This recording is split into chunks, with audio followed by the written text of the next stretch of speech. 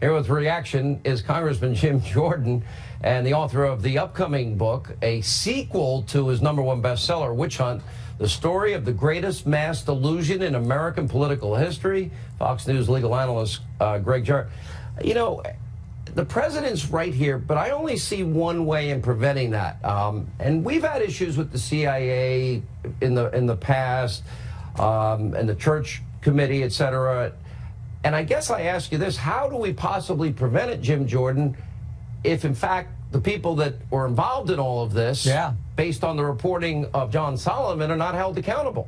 No, read Emmett Flood's letter. If they can do it to a president of the United States, imagine what they can do to you, to me, or to any of our constituents, anyone in this country. That is scary. Understand this about the dossier. John Solomon's reporting is so good. Understand this: when James Comey said it was salacious and unverified, turns out that was an understatement. It was complete garbage, yet they took it to the court, and but for that dossier, Andy McCabe told us this in his deposition, they don't get the warrant. Final point on this is, when Jim Baker, the chief counsel at the FBI, when we deposed him, Sean, we asked him why he told us he reviewed this FISA. Normally, he didn't review FISAs. This is one of the very few he reviewed. We asked him why. He said, because I knew I'd be sitting in a committee room like this someday. They knew from the start this thing was a problem, and they did it anyway. And as the president said, if they can do it to a president of the United States in his campaign, imagine what they can do to you and I. So they were warned, Jim Jordan, before they signed the first warrant. They warned about it's not verified, it's political, Hillary paid for it, and that Steele hates him. They were warned before. Now we know, according to this report tonight, that the FBI knew before they signed the warrant. They knew then that 90+% was BS. And Baker's comments are key. Now, we also had Jim Comey. Yeah, you're right. He signed the October 2016 FISA application. And then in January 2017, he told the president it's salacious and unverified, and he might have signed a second one the month before. Greg Jarrett would know that, not me. Yeah, they signed 3 more, Sean, and they even signed one renewed. The third FISA renewal happens after Bob Mueller's already named special counsel.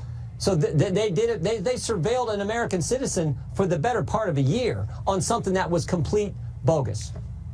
Greg.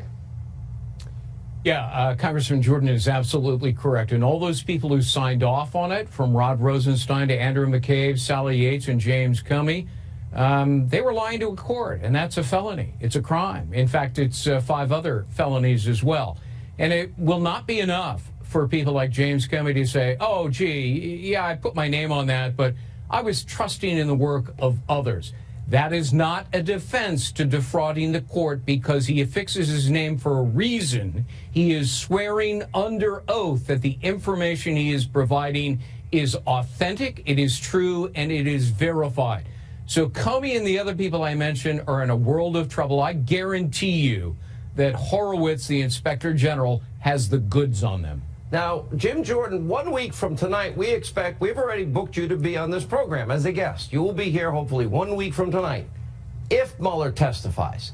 Now, why do I think, like everything else involving all of this, I suspect that what the Democrats are fearful of now, and we're beginning to see that fear emerge. First of all, they don't want Republicans to ask questions, which is amazing, because the rules to say they must. But what I think is going to happen here is Mueller's already said what he has to say. He'll refer to the documents. And unless Devin Nunes is right and they're kind of, talking with each other, which would not be a good thing. But you're going to ask questions, aren't you? Won't you have an opportunity to ask questions of Robert Mueller? What are the things that you think you might be going into without giving away every detail? Yeah, no, look, we're working on that. The whole committee, all the Republicans on the committee, we're meeting trying to figure out what's the best approach to take. But I will tell you this: he did sign that 4th FISA. Well, Bob Mueller didn't sign it, but they signed it after he's named special counsel. I think that's significant. I'm sure someone's going to ask about that question, but there's a whole bunch of others we want to ask and we want to get into as well. And Greg Jarrett, if you remember Congress, what would you most want to ask? Well, I would certainly ask that question, but I'd want to know, why didn't you recuse yourself when the president in the Oval Office talked to you about his reasons for firing James Comey the day before you took the job to investigate the president? Under regulations, you can't be a prosecutor and a witness in the same case. Great point. All right, let's see if he shows up a week from tonight. I don't know if he's going to show.